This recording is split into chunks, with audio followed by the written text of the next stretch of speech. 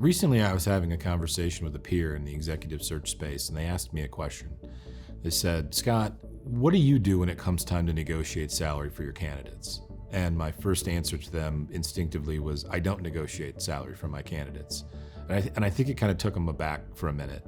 So I had to explain to them, what I meant by that. The first and easiest explanation is, Qualigence International, as you've heard us talk about before, is an hourly services model. So we do not receive commissions for the work that we do.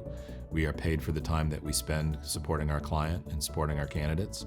And therefore, we're not trying to get more for a candidate solely for the purpose of getting a higher commission or getting more money at the back end of a search. What we do is we consult through the process. So we consult with our candidates as we're having those early stage discussions about what's next for them in their career. We really want to understand where they are from a total compensation standpoint, not just their salary, not just their bonuses, but a total compensation standpoint in order to help understand where they want to get to.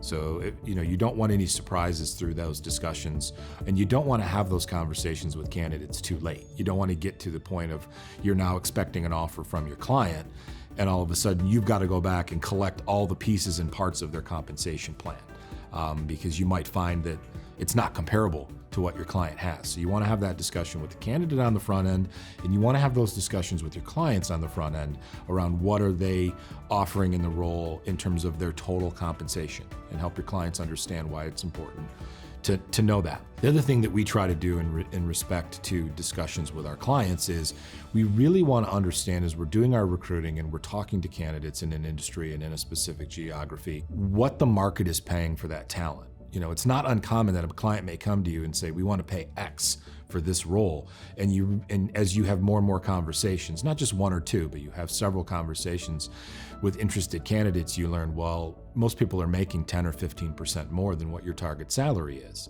So then you need to have a very difficult conversation with your client of, are you willing to pay more money for the type of talent you're seeking, or do we need to look at someone who maybe this is a bigger step up for them in their career, and instead of hiring a VP, you might be needing to hire a director that you can then groom into a VP. So you need to not be afraid to have those very candid discussions. Then when it does get to the point, at least for myself and those of us here at Qualigence Search, when it gets to the point of having the conversation around compensation, it shouldn't be a surprise to anyone. Your client should understand where they need to come from in terms of a total compensation package, and your candidate should know what to expect when that offer comes. So when I'm taking the offer numbers from the client and bringing them to the candidate, rarely if ever should it be a surprise, or is it a surprise. You deliver an offer that a candidate is excited about, and it doesn't take them long then, especially as you properly prep them for it, to accept that offer and get in the process of onboarding and starting with the new company.